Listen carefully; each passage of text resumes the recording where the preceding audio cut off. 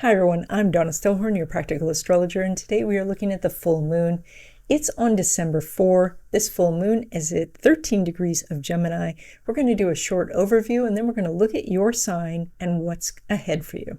So aspects are the way that planets talk to each other, and with this full moon at 13 degrees, we see that it is not really talking to any other planets except between themselves, the sun and the moon.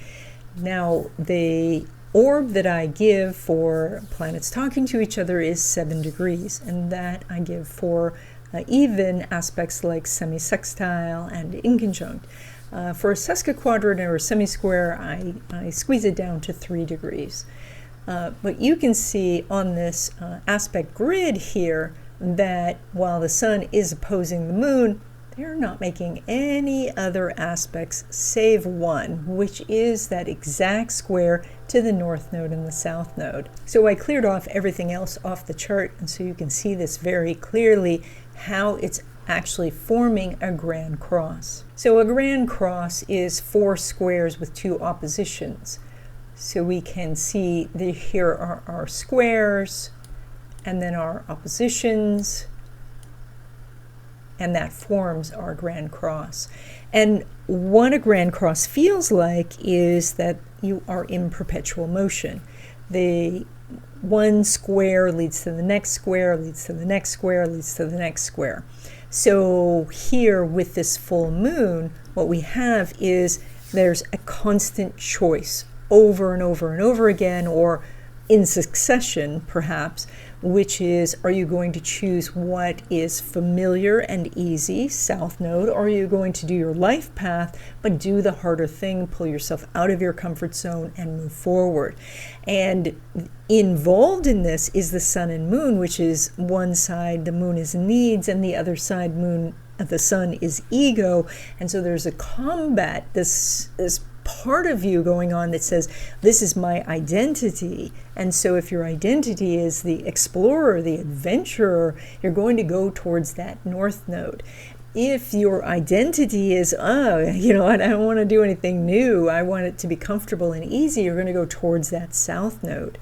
And so from this perspective, everyone is getting this choice right now over this 2-week period of saying, everything else doesn't matter. What are you going to do with your life? What are your goals? What are your aspirations?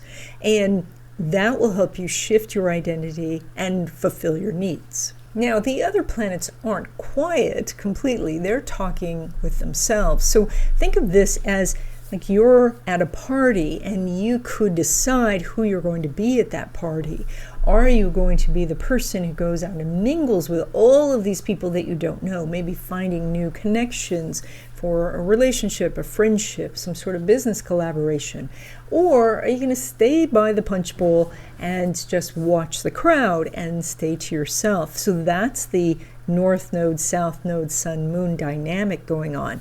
The rest of the party that's going on is these other planets. And one of the things that we see is this ongoing energy of this grand trine, which is starting to form at the time of this full moon. Is this always so beneficial? No, I don't think so. I think that it makes things easier, and that means that it makes the good things happen easier. It makes the bad things happen easier. So the bottom line about this full moon is that you're either saying, it doesn't matter what's going on in the world, I'm going to go do what I want to do.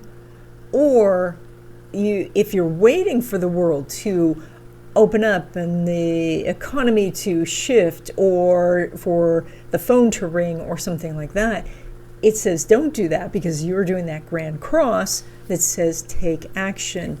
And the way to take action is to go out and pursue what it is that you want. And as you do, you find out if that's truly what you want. Is it the north node that you're doing? Or is it the south node that you're doing? And if it's the south node, you say, that's not what I want. You let it go and you move on to the next thing. And you keep moving forward until this clunk, clunk, clunk of the grand cross turns into something that's smooth and moves you forward. Okay, Taurus, let's look at your love and money predictions for the next 2 weeks. And so the first thing that I want to do is I'm going to take this chart and I'm going to shift the house system to a 0 Aries chart because these are general predictions. And then I want to rotate the chart so that we see Taurus on the ascendant. Now this is a chart for you, and this gives you a full moon in your house of money. That is that your money matters, your money interests, your money opportunities are all lit up as bright as they can be. That's a big opportunity for you to see where the money is and how to access it. This is also about your stuff, your possessions in general. And so this energy is highlighted. That can help you obtain something that you wanted, but it also shows you that when you get it, maybe you don't have a place to put it because you already have a lot of stuff. And so there may be some ideas about shifting stuff around or getting rid of things. This is also about your sense of self-worth, and that is basically under the spotlight too. And because it's your sense of deserving and worthiness that allows you to see all of the abundance of the universe and take hold of it. So it is quite necessary for you to let go of old patterns that of feeling less than, feeling unworthy, and that can be connected to that you're doing better and so you're worth more, or you could say I'm just worth more. Whichever you do, it's time to let go of some of the old patterns, and that's that square to the south node. Let go of the old patterns of being too hard on yourself or feeling unworthy. Now your planet ruler this time is in your area of intimacy. Oops, I lost my pen. Is in your area of intimacy, and this is resources from others as well. So when it comes to relationships, all types of relationships, you may learn some secrets about people that you know. You may be tempted to reveal some things about yourself so you can feel that you're closer in this relationship. You might see vulnerabilities in the people around you. You might express some vulnerabilities that you have so that you can gain trust and have a stronger connection.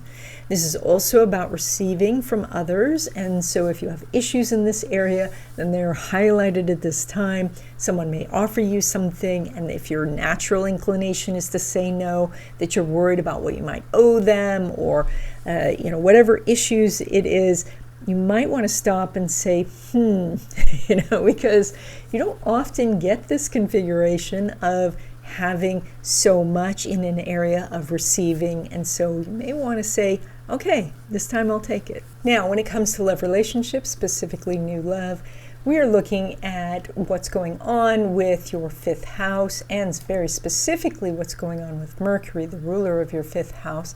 And here's Mercury, which is sitting what you would think next to that Venus, but they're in different houses, they're in different signs, they're not really talking to each other. And so this is kind of the two ships passing in the night, that you arrive at the party, but the person you were supposed to meet has already left the party. That's just for this 2-week period. And it doesn't mean that you shouldn't go to the party. It means that if you are looking for love, you have to be very diligent about it, because what normally would happen, where you enter the party and the person who you're supposed to meet says, bing, there you are, and you come together in the center. That's what's not happening. But you could still come to the party, scan the room, find this person, and cross the room to meet them. So, but this energy will line up better in the future, so you can say, you know what, I'll just wait the 2 weeks and work on other things. Now, when it comes to your current love relationship, your existing love relationship, it's an entirely different story, because we want to know what is going on between the ascendant ruler and the descendant ruler. And so what is the relationship happening between Venus and Pluto? And they are making a very nice sextile.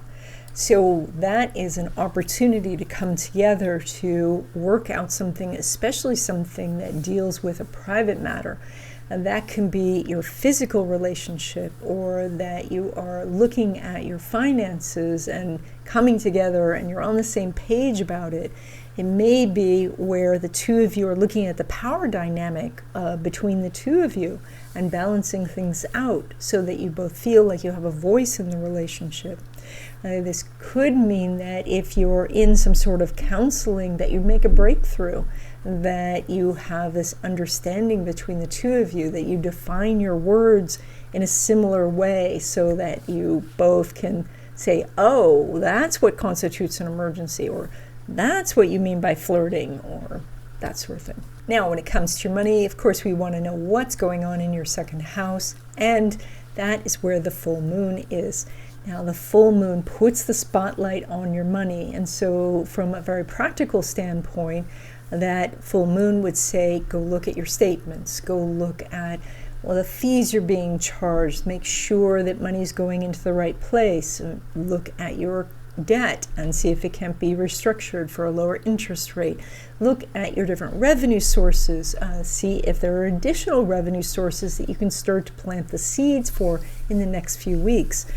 Additionally, we want to look at the ruler of your second house, and that's going to be Mercury, that is sitting there in the 7th house, and it is about to form that grand trine. So that is a big opportunity for you related to meeting someone else. That is, go out and see what kind of collaborations you can do, what business partnerships you can find, a mentorship or some sort of collaboration could happen with this aspect. So planting the seeds means, maybe doing some direct messages, sending emails, contacting them through whatever platform you find them on. And not just focusing on one person. This is about, sending out information to many people so that you can find the right person. And as this lines up, then you may find that things come together quite easily. So if this is something you've hesitated about contacting someone, this is the time to get over that hesitation and move forward. With an astrology reading, you get more information about who you are, your talents and abilities. You get to see what obstacles are ahead, and you can get a game plan for how to get past those obstacles and find success. So if you're interested in having a reading, there's a link in the description. Now, when it comes to money from business or from investments, we're looking at your 8th house, and it looks beautiful. Additionally, Mercury is making a lovely trine to that Jupiter, Mercury being the ruler of your 2nd, Jupiter being the ruler of your 8th house.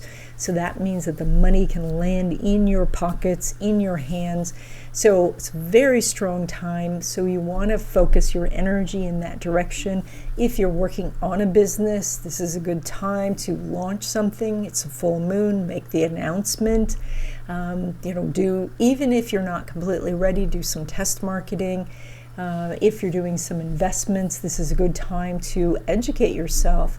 This is very strong energy for collecting some information and then applying what you know. And then when it comes to money derived from career, so that would be a paycheck, we are looking at the 11th house and the relationship between Mercury and Neptune, and we have another trine. So that is that there is some opportunities here for getting something new within your job. That could be a promotion, that could be a raise, that could be better commission, or you can move jobs entirely. Pluto is right at the top of your chart. It's going to be there for a long time, so you do have opportunities to change jobs or even change vocations. But this energy is quite good right now for manifesting something, especially something that you started a few weeks ago, and now you get the culmination of that energy. And that's it. I hope you enjoyed this video. I recently did a class of predictions for 2026. There is now 17 videos that you can access. There is a link to get access to those videos. I also put out a weekly newsletter, an illustrated newsletter. And so if you like astrology and you love black cats, this is the newsletter for you. That newsletter is free. There's a link in the description, and I will see you in the next video.